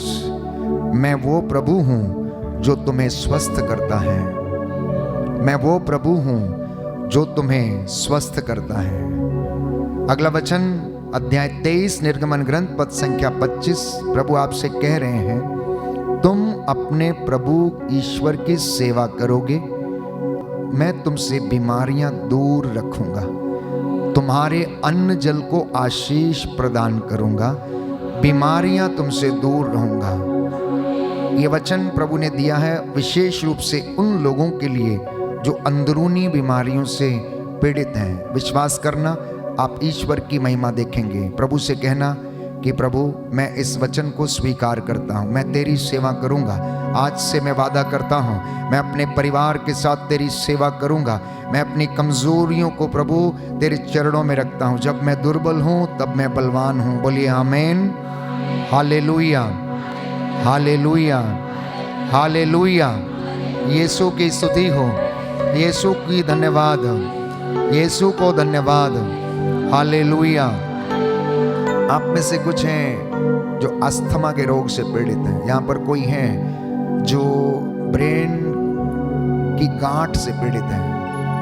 सर में निरंतर दर्द रहता है, प्रभु आपको स्पर्श कर रहे हैं, चंगाई प्रदान कर रहे हैं। आप में से कुछ हैं जो आंसू बहाते हुए प्रार्थना कर रहे हैं। आप में से कुछ हैं जो अपने परिवार को लेकर बहुत ज्यादा चिंतित हैं। परिवार में मनमुटाव है।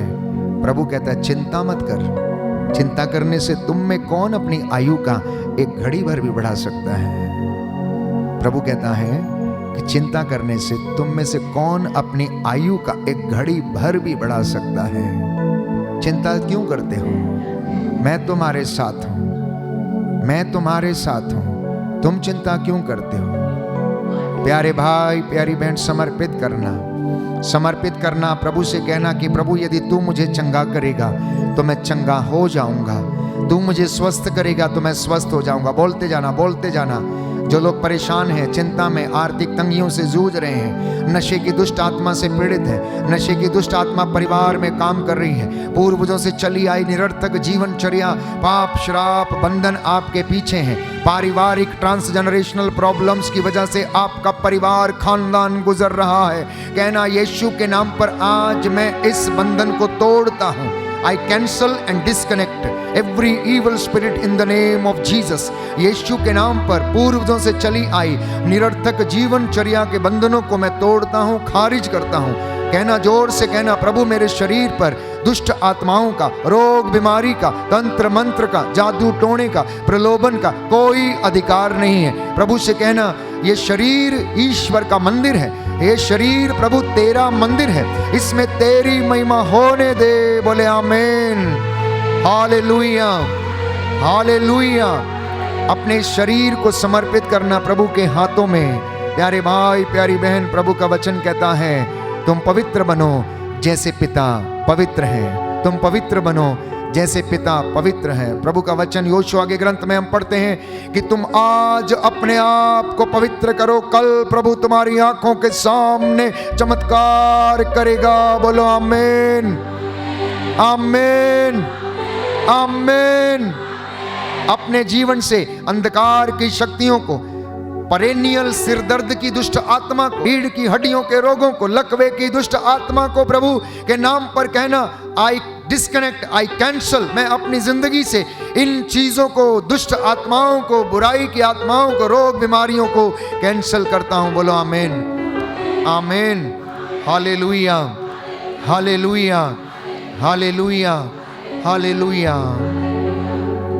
मैं जैसा भी हूँ मुझको कबूल कर ले, मैं जैसा भी हूँ मुझको कबूल कर ले, मैं जैसा भी हूँ मुझको कबूल कर ले, मैं जैसा भी हूँ मुझको कबूल कर ले, मैं जैसा भी हूँ मुझको कबूल कर ले, मैं जैसा भी हूँ मुझको कबूल कर ले, मैं जैसा भी हूँ मुझको कबूल कर ले, कबूल कर ले, मैं जैसा भी हूँ मुझको कबूल कर ले।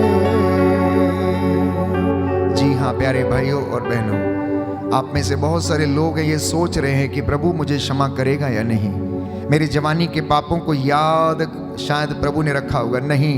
वो कहता है मैं तुम पर दोष नहीं लगाता हूं, इसलिए तुम भी किसी पर दोष न लगाना। अपनी दुर्बलताओं को प्रभु के हाथों में सौंप देना, प्रायश्चित करना। प्रायश्चित एक निर्णय है। प्रायश्चित के द्वारा स्वर्ग के दरवाजे खुलते हैं। प्रायश्चित करने से बंधन टूटते हैं। प्रायश्चित करने से बरकतें आने लगती हैं। प्रायश्चित करने से प्यारे भाइयों और बहनों फिर से आत्मिक उन्नति होने लगती है। प्रायश्चित करने से ईश्वर का राज्य प्यारे भाइयों और बहनों हमें दिखने लगता है, उसकी सारी महिमा हमारे जीवन में छा जाती है। बोलिए आमीन।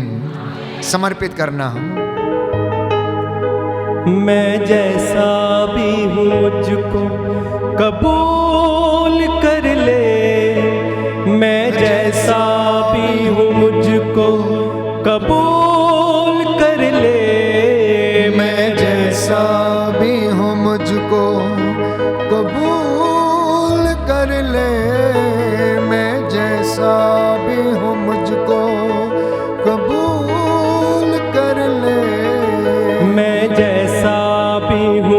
Yes, Lord. कबूल कर ले, मैं जैसा भी हूँ मुझको कबूल कर ले, मैं जैसा भी हूँ मुझको कबूल कर ले, मैं जैसा भी हूँ मुझको कबूल कर ले। याद करना, दो व्यक्ति मंदिर में प्रार्थना करने के लिए जाते हैं। नाकेदार मंदिर के द्वार पर खड़ा होकर छाती पीट पीट कर प्रभु से प्रार्थना करते जाता है, मुझ पापी पर दया कर, मुझ पापी पर दया कर, मुझ पापी पर दया कर। और दूसरा प्यारे भाई और बहनों वेदी के सामने छाती ठोक कर कहता है, मैंने उपवास किया, दान दिया, सब कुछ किया, प्रभु ने उसका चढ़ावा स्वीकार नहीं किया।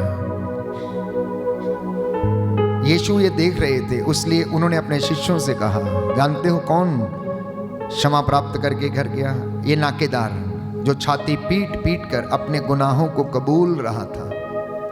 वचन में ये नहीं लिखा कि उसने दान पुण्य नहीं किया, वचन में ये भी नहीं लिखा कि वो धर्मी नहीं था, वचन में ये भी नहीं लिखा कि उसने किसी की सेवा ना की हो, लेकिन फिर भी वो अपनी अयोग्यता, अपनी दुर्बलता को प्रभु को समर्पित करता है और प्रभु उस पर आशीर्वाद प्रदान करता है। इसलिए यीशु से कहना, मैं जैसा भी हूँ, टूटा फूटा लाचार हो सकता है, गलत कामों में फंसा हूँ, नशे में फंसा हूँ, लड़ाई झगड़ा मन मुटाव, ऐसी तमाम बुरी बातें मेरी जिंदगी में होंगी, प्रभु प्रभु मैं जैसा भी हूँ वैसा मुझे कबूल कर। मैं इस योग्य नहीं, इस लायक नहीं कि तेरी हुजूरी में खड़ा हो जाऊं। मैं जैसा भी हूं तो मुझे वैसा ही कबूल करना प्रभु। ओ ईसा नासरी, ओ ईसा नासरी, दाऊद के पुत्र, मुझ पर दया करना और मुझे कबूल करना। मैं जैसा भी हूँ मुझको कबूल कर ले, मैं जैसा भी हूँ मुझको कबूल कर ले, मैं जैसा भी हूँ मुझको कबूल कर ले, मैं जैसा भी हूँ मुझको कबूल कर ले। मैं जैसा भी हूँ मुझको कबूल कर ले, मैं जैसा भी हूँ मुझको कबूल कर ले, मैं जैसा भी हूँ कबूल कर ले, कबूल कर ले, मैं जैसा भी हूँ मुझको कबूल कर ले। मेरा जीवन इतना अच्छा तो नहीं है, कहे मेरा जीवन इतना अच्छा तो नहीं है, मेरा जीवन इतना अच्छा तो नहीं है, मेरा जीवन इतना अच्छा तो नहीं है, मेरा दिल इतना सच्चा तो नहीं है, मेरा दिल इतना सच्चा तो नहीं है, तुझसे नाता भी तो अच्छा तो नहीं है।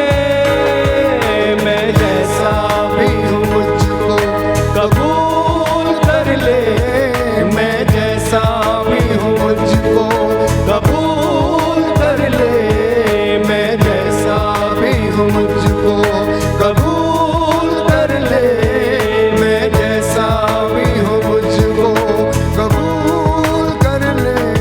मेरा जीवन इतना अच्छा तो नहीं है, मेरा जीवन इतना अच्छा तो नहीं है, ओ मेरा जीवन इतना अच्छा तो नहीं है, मेरा जीवन इतना अच्छा तो नहीं है, मेरा दिल इतना सच्चा तो नहीं है, मेरा दिल इतना सच्चा तो नहीं है, तुझसे नाता भी तो पक्का तो नहीं है। मैं जैसा भी हूँ मुझको कबूल कर ले, कबूल कर ले। मैं जैसा सरेंडर, सरेंडर, समर्पित करें, समर्पित करें।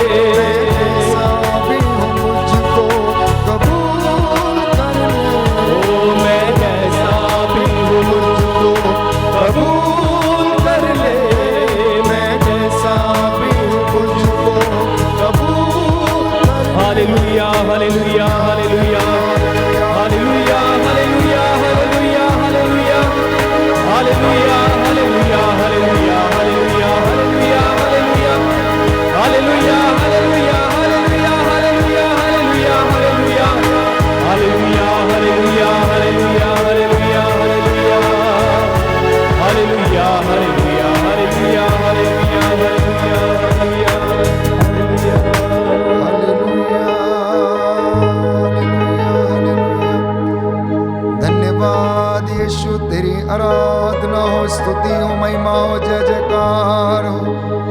तेरे इन बच्चों की संपत्ति पर लगे हुए श्रापों को तोड़ देता हूं। I cancel and disconnect every evil spirit in the name of Jesus.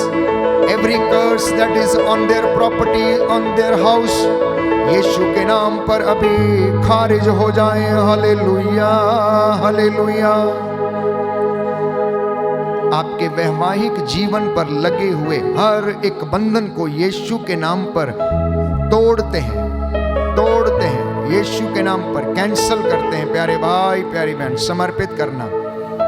प्रभु का वचन स्तोत्र संख्या 107 पद संख्या 17 में हम पढ़ते हैं कि कुछ लोग अपने कुकर्मों के कारण बीमार पड़ गए थे, वे अपने पापों के कारण कष्ट झेल रहे थे।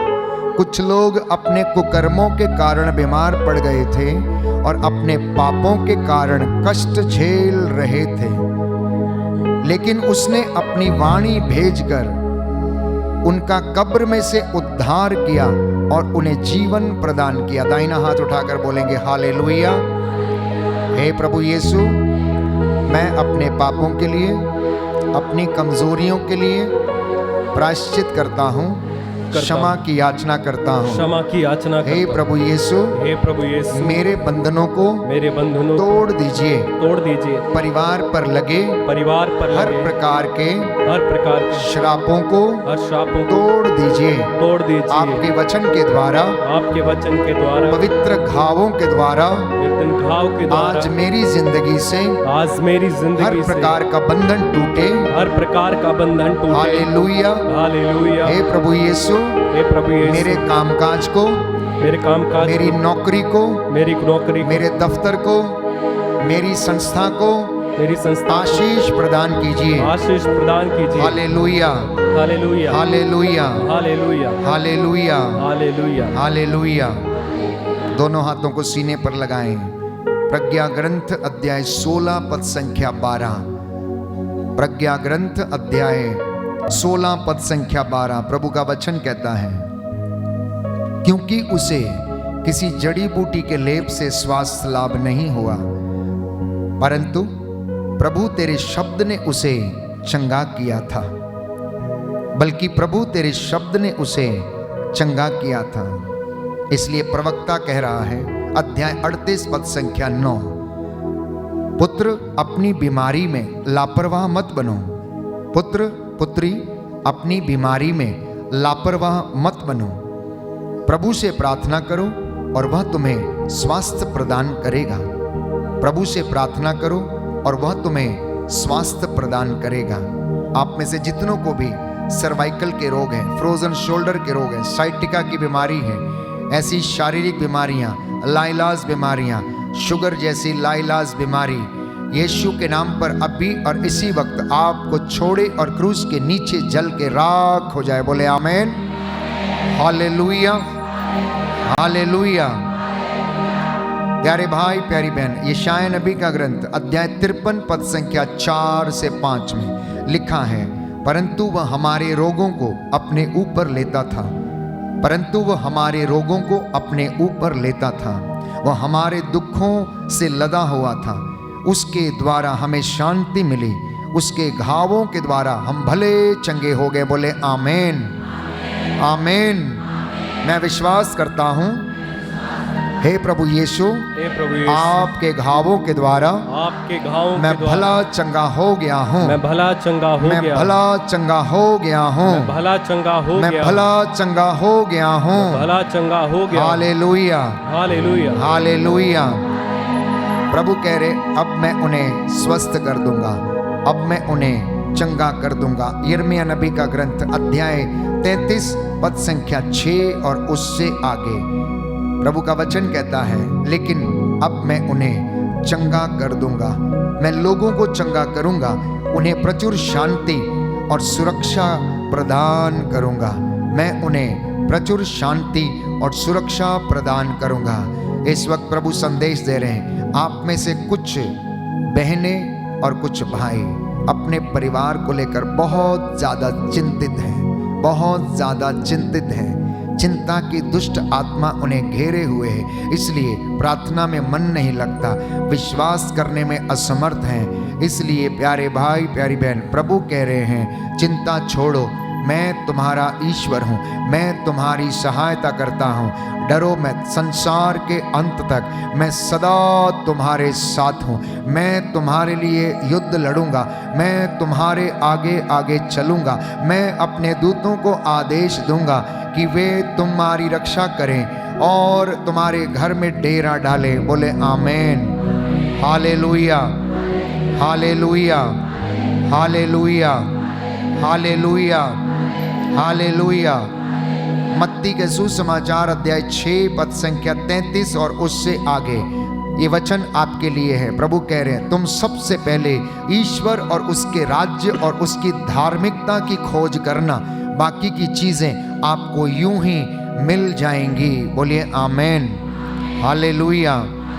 हे प्रभु यीशु, मैं ईश्वर के राज्य और उसकी धार्मिकता की खोज करूंगा। Hallelujah, hallelujah. आप में से बहुत से लोग उदास हैं अपनी जिंदगी को लेकर, अपने प्रोफेशन को लेकर, अपनी नौकरी को लेकर। शायद पैसा कम है इसलिए उदासी के शिकार हुए पड़े हैं, डिप्रेशन में जा रहे हैं। प्रवक्ता ग्रंथ अध्याय 30 पद संख्या 22, उदासी के शिकार मत बनो और चिंता से अपने को तंग मत करो। प्रभु कह रहे हैं उदासी के शिकार मत बनो, चिंता से अपने को तंग मत करो। प्रभु पर भरोसा रखो क्योंकि वही चिरस्थायी चट्टान है। बोलिए आमेन, हालेलुया, हालेलुया, हालेलुया। यीशु की स्तुति हो, यीशु को धन्यवाद, यीशु की आराधना हो, यीशु की महिमा हो, यीशु को धन्यवाद। हे प्रभु यीशु, आप दयावान हैं, दया के सागर हैं। मैं आपका वचन स्वीकार करता हूँ, सारी चंगाइयाँ मेरे लिए हैं। हे प्रभु यीशु, मैं विश्वास करता हूँ आपने अपने दास के द्वारा जो भी वचन दिया है मेरी जिंदगी में वह पूरा हो गया है। आमीन, आमीन। आप में से कुछ हैं जो बहुत जल्दी परमेश्वर में उन्नति पाएंगे। आप में से कोई हैं जो ईश्वर की सेवा करने के लिए प्रभु उसे तैयार कर रहे हैं। इसलिए समर्पित करना। आने वाले दिनों में प्रभु आपको अपना वचन सुनाने के लिए इस्तेमाल करेगा। बोलिए आमीन, आमीन, आमीन। आप में से एक या दो नौजवान हैं जिनको प्रभु इस्तेमाल करने जा रहा है वचन को सुनाने के लिए। प्रभु की आशीष आपके जीवन पर सदा बनी रहे। इसलिए आत्मिक उन्नति के लिए प्रभु से इस वक्त प्रार्थना करते जाना, आत्मिक उन्नति के लिए प्रार्थना करते जाना। आप में से कोई है संतान के वरदान के लिए प्रार्थना करने जा रहा है। अगले वर्ष प्यारे भाई प्यारी बहन, प्रभु ने वादा किया है, आप जो रो रो कर संतान के लिए प्रार्थना कर रहे हैं, आपकी कोख में प्रभु उस बच्चे का वरदान देने जा रहा है। बोलिए आमीन, आमीन। कुछ लोग हैं जिनके घर में चिंता है, चंगाई चाहते हैं, बीमार हैं, रोगशैया पर हैं, अस्पताल में हैं आपके प्रियजन। प्रभु आपको चाहता है कि आप उनके लिए प्रायश्चित करें, प्रार्थना करें, जिससे कि प्रभु उनकी रोगशैया को स्पर्श करे और चंगाई प्रदान करे। बोलिए आमीन, हालेलुया, हालेलुया। प्रभु की महिमा के लिए हम गीत गाएंगे और इसी गीत के दौरान अभिषेक को हम महसूस करेंगे। गाते गाते ही आप चंगे हो जाएंगे। फ्रोजन शोल्डर प्यारे भाई प्यारी बहन, आपके कूल्हे के जो जोड़ों में जो दर्द है, घुटनों में जो दर्द है, विश्वास करना प्रभु के लिए जब हम अपने आप को समर्पित करते हैं तो ये सारे दुख रोग बीमारियां जाती रहेंगी। इस शरीर को प्रभु के लिए समर्पित करना।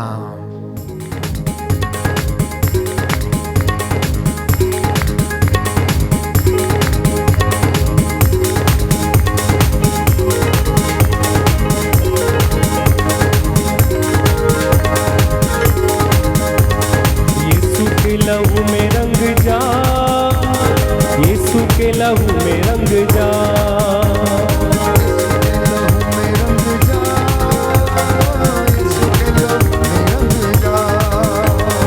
यीशु के लहू में रंग जा, यीशु के लहू में रंग जा, यीशु के लहू में रंग जा, यीशु के लहू में रंग जा।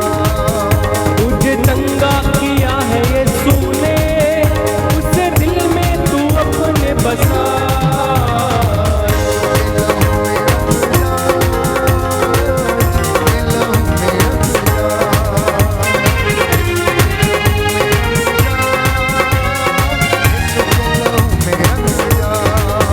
तेरे पापों को देगा मिटा, सारे रोगों से देगा शिफा।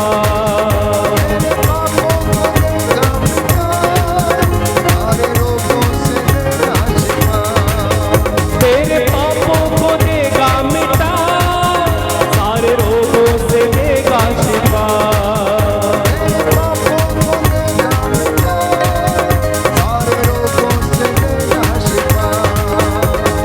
तौबा कर सर को झुका, यीशु के लहू में रंग जा।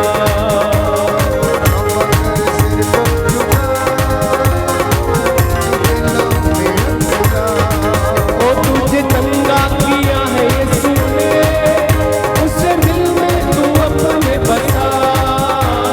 यीशु के लहू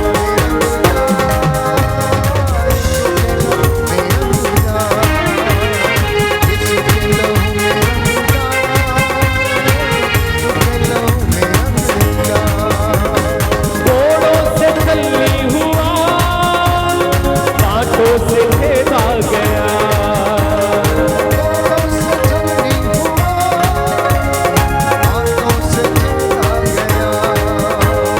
घोड़ों से चलनी हुआ, कांटों से खेदा गया।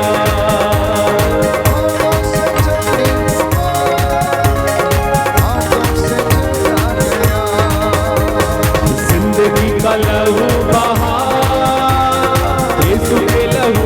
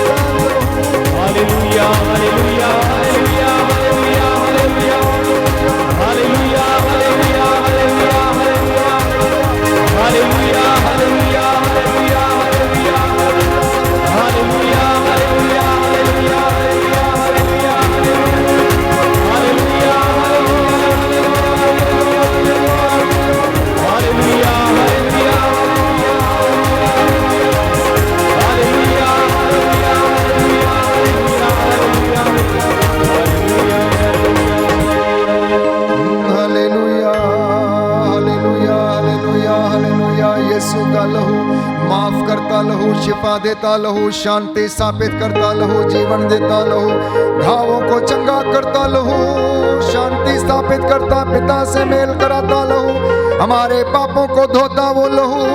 अब वो लहू आपके ऊपर छिड़क देता हूँ, उसके द्वारा आपको आशीष और चंगाई मिले। Hallelujah hallelujah hallelujah hallelujah hallelujah. अपनी दोनों आंखें खोलकर वेदी की ओर देखना, प्रभु की ओर देखना। प्यारे भाई प्यारी बहन, वो यहां से आप सभी की ओर निहार रहा है। आपकी आंखें उसके दर्शनों की अभिलाषी हैं। इस वेदी पर इर्द गिर्द सैकड़ों की संख्या में स्वर्गदूत उसकी आराधना कर रहे हैं। महसूस करना कि आप उसकी हजूरी में हैं, आप उसकी उपस्थिति में हैं। महसूस करना आपने जो मांगा है आपको मिल गया है। यीशु ने कहा मार्कुस के सुसमाचार अध्याय 11 पद संख्या 24 में, जो कुछ तुमने प्रार्थना में मांगा विश्वास करो कि तुम्हें मिल गया है और वो तुम्हें दे दिया जाएगा, वो तुम्हें दे दिया जाएगा। वो यीशु हमसे मिलने के लिए आया, वो यीशु हमसे बातें करने के लिए आया, वो यीशु आपको चंगा करने के लिए आया, वो यीशु आपको देखने के लिए आया, आपके हालचाल पूछने के लिए आया। प्यारे भाइयों और बहनों, वो साक्षात उपस्थिति में इस वेदी के ऊपर हाजिर है। प्यारे भाइयों और बहनों, यीशु के नाम पर इस वक्त सारी बदरूहों के लश्कर, तंत्र मंत्र जादू टोना आकाश की दुष्ट आत्माएं उसके नाम पर जल के राख हो चुकी हैं। क्योंकि बाइबल कहती है जहां पर उसका वचन बोला जाता, सुनाया जाता है, दुष्ट आत्माएं सुनकर डरती और कांपती और चिल्लाती और निकल जाती हैं। डरती कांपती चिल्लाती हुई निकल जाती हैं। वो उन्हें आदेश देता था, वो उन्हें आदेश देता था, ए गूंगे बहरे की दुष्ट आत्मा, लकवे की दुष्ट आत्मा, मैं तुझे आदेश देता हूं, अभी और इसी वक्त इनसे निकल जा, अभी और इसी वक्त इनसे निकल जा। और उसने तमाम रोगियों को चंगा किया। उसने एक सूखे हाथ वाले से कहा, जो भीड़ में बहुत दूर खड़ा हुआ था, बीच में आकर खड़े हो जाओ, अपना हाथ बढ़ाओ। जैसे ही उसने अपना हाथ बढ़ाया, उसका जो सूखा हुआ हाथ था वो अच्छा हो गया। इसलिए आपके शरीर में, आपके मन में जो भी कोई चिंता, परेशानी, रोग या बीमारी है, हाथ में जो सूखापन है, पैर में जो सूखापन है, उसको प्रभु की ओर बढ़ाना, समर्पित करना। प्यारे भाइयों और बहनों, वो प्रभु अब हमसे विदा लेने से पूर्व आशीष प्रदान करेंगे। अपने उस शरीर पर, उस जगह पर हाथ रखें जहां पर आपको समस्या है। अगर चिंता है, सिर में दर्द है, सिर में गांठें हैं, सर्वाइकल के रोग हैं, तो अपना हाथ सिर पर रखना। अगर आपको कमर के दर्द है, अपना हाथ वहां पर रखना। साइटिका से पीड़ित है, कूल्हे के दर्द से पीड़ित है, अपना हाथ रखिए। पेट की समस्याओं से पीड़ित है, अपना हाथ पेट पर रखना। विश्वास करना कि प्रभु आपको स्पर्श कर रहे हैं, विश्वास करना कि उसने आपको छुआ है। ठीक वैसे जैसे उसने अंधे की आंखों को स्पर्श किया, ठीक वैसे जैसे विश्वास के साथ रक्तस्राव पीड़ित स्त्री ने उसका पल्ला भीड़ में से छू लिया और वो चंगी हो गई, ठीक वैसे जैसे यीशु ने बच्चों पर हाथ रखे, लोगों पर हाथ रखे और उन्हें स्वास्थ्य प्रदान किया। प्यारे भाई प्यारी बहन, वो छू ले तो मिट्टी भी, प्यारे भाइयों और बहनों, सोना बन जाती है। याद रखना, अगर वो छू ले तो मिट्टी भी सोना बन जाती है। और उसके छूने से, प्यारे भाइयों और बहनों, बहुत बड़े बड़े काम होते हैं, बहुत बड़े बड़े काम होते हैं, बहुत बड़े बड़े काम होते हैं। मुर्दे जिंदे हो उठते हैं, रोगी चंगे हो उठते हैं। कुबड़ी स्त्री को उसने चंगा किया, अर्धांग रोगी को उसने चंगा किया जो 38 बरस से बीमार था। आप में से कुछ हैं बहुत लंबे समय से किसी न किसी बीमारी से पीड़ित हैं और ये बीमारी आपका पीछा नहीं छोड़ती, ये बीमारी आपका पीछा नहीं छोड़ती। अनेक इलाज करने के कारण भी आप उस बीमारी में पड़े हुए हैं, यीशु से कहना, यदि मैं आपका पल्ला छू लूं तो मैं चंगी हो जाऊंगी। मैं इस वचन को स्वीकार करती हूँ, मैं चंगी हो जाऊंगी, मैं चंगी हो गई हूँ, मैं चंगा हो गया हूँ, मैं चंगा हो गया हूँ, मैं चंगा हो गया हूँ। समर्पित करना, प्रभु से कहना, मुझे छू प्रभु, मुझे छू, छू ले मुझे, छू ले मुझे प्रभु, मुझे छू, मेरे शरीर को, मेरे अंगों को, मेरे हाथों को, मेरे पैरों को।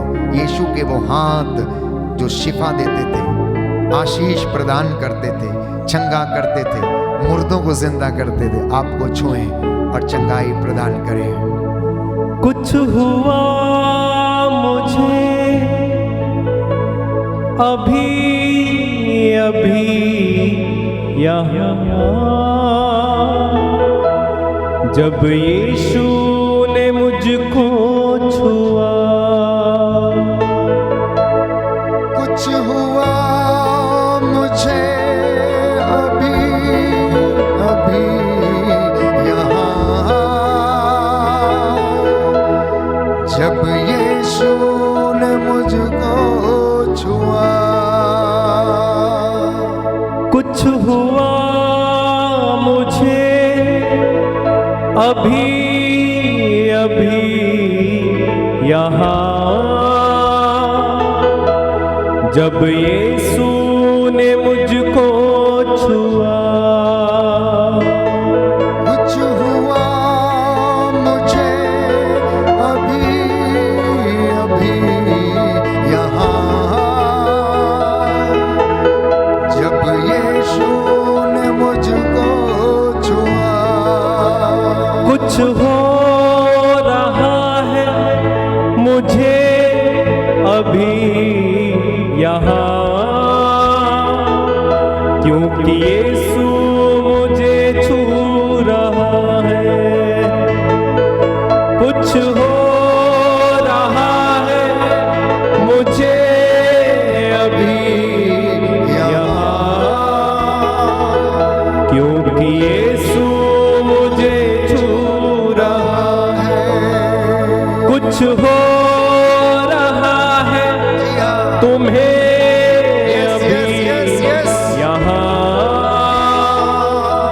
क्योंकि यीशु तुम्हें छू रहा है। कुछ हो रहा है तुम्हें अभी यहाँ, क्योंकि यीशु तुम्हें छू रहा है। आप में से बहुतों के शरीर में करंट दौड़ रहा है, आप में से बहुतों के शरीर चंगे हो रहे हैं, आप में से बहुतों के शरीर से दुष्ट आत्माएं निकल रही हैं, आप में से बहुतों के शरीर से गंदी दुष्ट आत्माएं, क्रोध, ईर्ष्या, द्वेष, असहनशीलता, क्षमा नहीं कर पाने की दुष्ट आत्मा आपको छोड़कर जा रही, क्योंकि यीशु ने आपको छुआ। आप यीशु के हैं। आप में से कुछ एक हैं जिन्हें प्रभु ज्ञान का वरदान दे रहा, स्मरण शक्ति का वरदान दे रहा, पढ़ाई लिखाई करने का वरदान दे रहा। आपके शरीर में यूरिक एसिड की समस्या, एसिडिटी के रोग, गैस्ट्राइटिस की समस्या आपको छोड़कर जा रही है, जा रही है, जा रही है, यीशु के नाम पर। कुछ हो रहा है तुम्हें अभी यहाँ, क्योंकि यीशु तुम्हें छू रहा है। कुछ हो रहा है तुम्हें अभी यहाँ, क्योंकि यीशु तुम्हें छू रहा है। कुछ हो गया है मुझे अभी यहाँ, क्योंकि यीशु मुझे छू रहा है। कुछ हो गया है मुझे अभी यहाँ,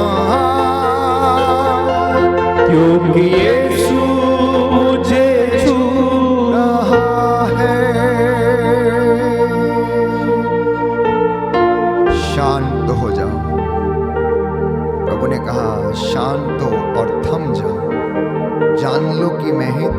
ईश्वर हूं, मैं तुम्हें चंगा करता हूं, मैंने तुम्हें चंगा किया है।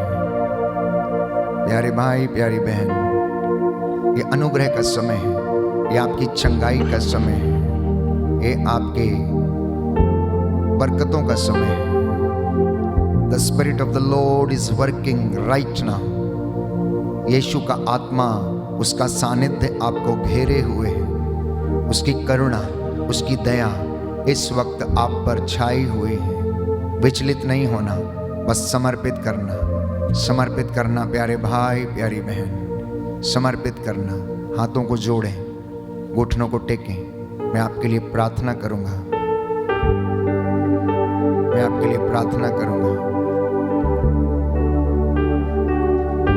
परमेश्वर ने मूसा से कहा, हारून से कहो कि अपने पुत्रों से यह कहे कि तुम इजरायलियों को इस तरह आशीर्वाद दिया करो, शांति का ईश्वर तुम्हारे साथ हो, उन्नति का ईश्वर तुम्हें आत्मिक उन्नति प्रदान करे।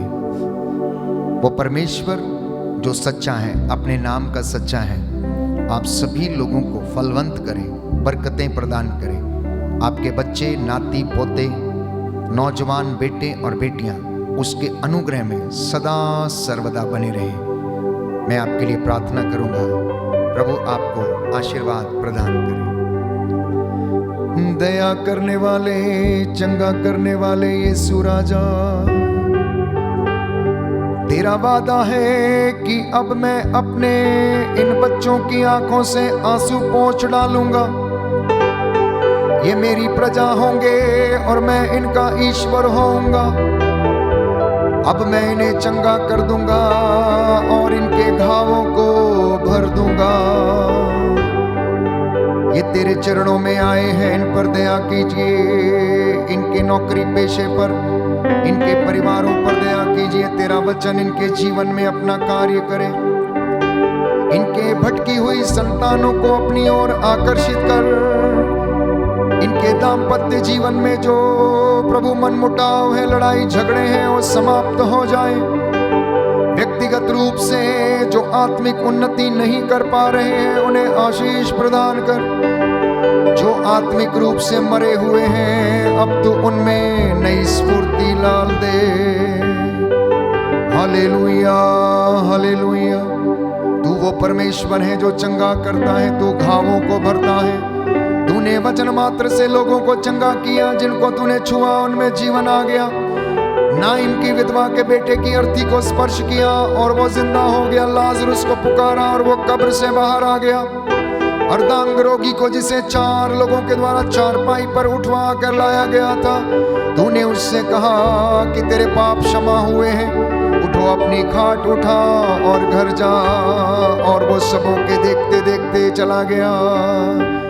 अब तू अपनी इस प्रजा पर, इस भवन पर, मुझ अयोग्य दास पर दया कर। तेरे दासों पर प्रभु दया कर। चुने हुए लोगों पर, विश्वासियों पर दया कर, जो तेरी स्तुति आराधना करते हैं, उन पर दया कर। इनकी मेहनत मजदूरी, इनकी चौखटे, इनके बिछौने, आटा गूंदने की परात को मसा कर दीजिए। जो वचन इन्होंने सुने हैं, इनके द्वारा इनकी जिंदगी में आशीष आए और ये वचन फलवंत हो जाए। Hallelujah, hallelujah. तू अपने दास की वाणी को सच प्रमाणित करता है। तूने अलीशा की वाणी को सच प्रमाणित किया, जब उसने नामान कोड़ी से कहा कि यरदन नदी में जाकर 7 बार डुबकी लगा लो तो वो चंगा हो जाएगा। उसने ऐसा ही किया और तूने अपने दास की वाणी को सच प्रमाणित किया। Hallelujah, hallelujah. तूने अपने दास एलिया की रक्षा की। कौओं के द्वारा उसे भोजन कराया और वो उसे मांस का टुकड़ा ले जाकर उसकी रक्षा करता और उसे भोजन कराता था।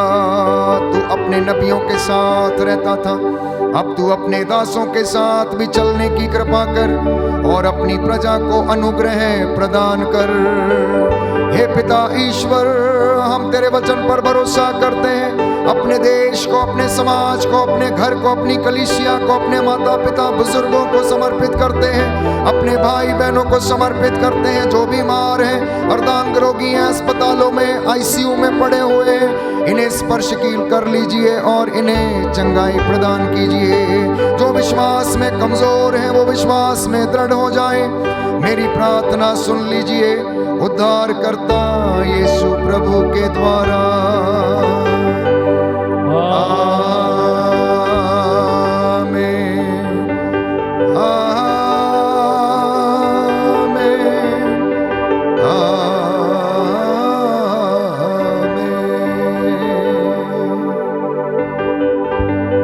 पवित्र परम प्रसाद की आराधना हो, स्तुति हो, महिमा हो सदा सर्वदा। पवित्र परम प्रसाद की आराधना हो, स्तुति हो, महिमा हो सदा सर्वदा। पवित्र परम प्रसाद की आराधना हो, स्तुति हो, महिमा हो सदा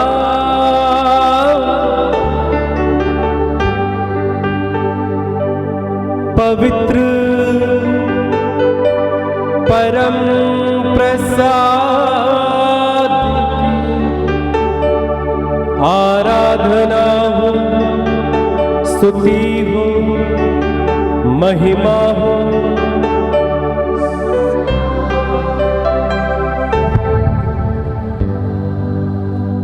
पवित्र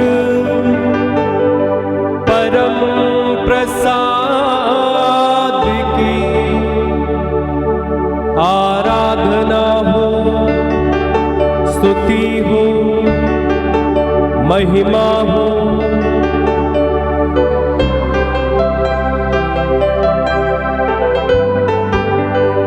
पवित्र परम प्रसाद की आराधना हो, स्तुति हो, महिमा हो सदा सर्वदा, सदा सर्वदा।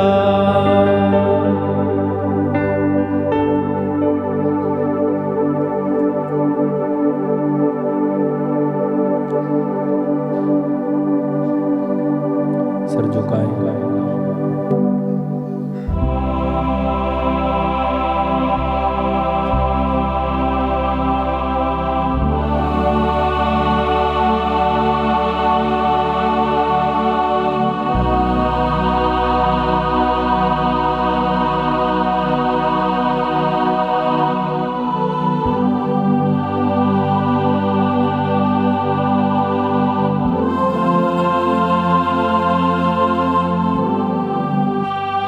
जोरदार तालियां बजाएं, प्रभु को धन्यवाद दे। जोरदार।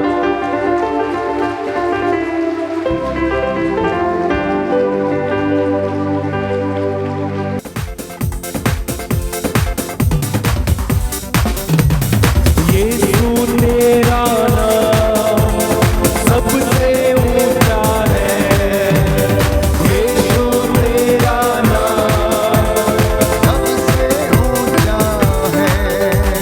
यीशु तेरा नाम सबसे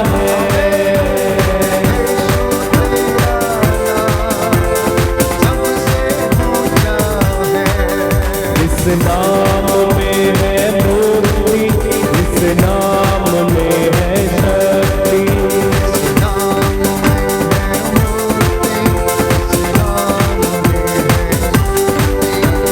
नाम में है मुक्ति, इस नाम में है शक्ति,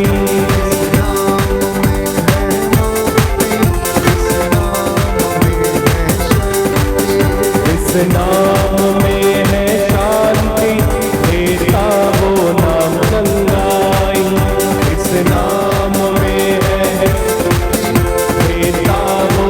आपकी बारी। जिस नाम में है जिंदगी यीशु, और जिस नाम में है बंदगी, और जिस नाम में है जिंद। आपकी बारी। और जिस नाम में है बंदगी,